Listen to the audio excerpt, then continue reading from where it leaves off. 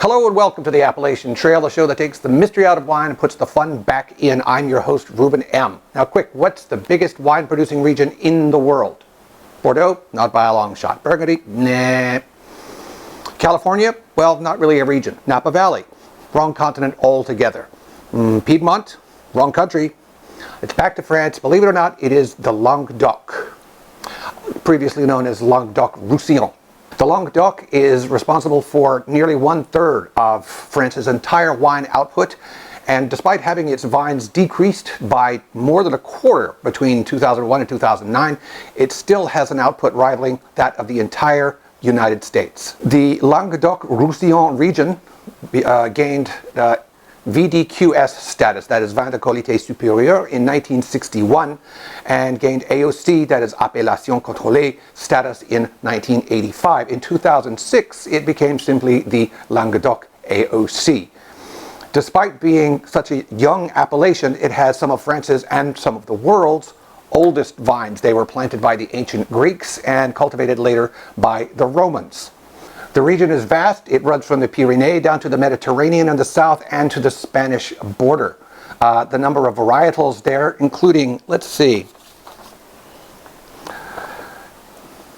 traditional varieties, Grenache, Syrah, Mourvèdre, and the white Mosaic are now growing alongside international varieties like Cabernet Sauvignon, Merlot, and of course Chardonnay. Believe it or not, the production of sparkling wines in Languedoc predates Champagne by at least 200 years, and that's just what we can prove with written records.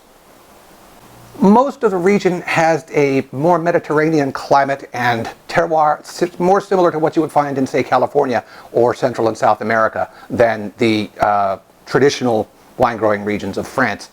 From the 13th to the 19th century, Languedoc wines were prized throughout France, but in the mid to late 19th century, with the coming of the Industrial Revolution, railroads, and easy distribution, they began to favor quantity over quality, especially with the coming of World War I, when the region became famous for supplying soldiers, supplying the armed forces with the bulk of their wine. However, after it gained AOC status in the mid-80s, winemakers and money from all over the world, all over France and the world, began flooding in, bringing new attitudes, new techniques, new technology, and that has seen the quality of wines from the Languedoc skyrocket in recent years. And since many of them produce Vin de Pays d'Oc, or country wine, they're not bound by AOC rules, and so they're free to experiment and to create new combinations, try new techniques, new percentages, new blends. So it's one of the most exciting, diverse wine regions in the world, an up-and-coming rising star. If you're interested to try some of the wines of the Languedoc, the good folks at Macau Bazaar Wines are having a tasting of Chateau Cabazac from Languedoc this Friday, the 7th of November, at the Mandarin Oriental's Vita Rica Lounge. $150 to get in, taste the wines, 6 of them, highly recommended. I'm Ruben M. Thanks for watching.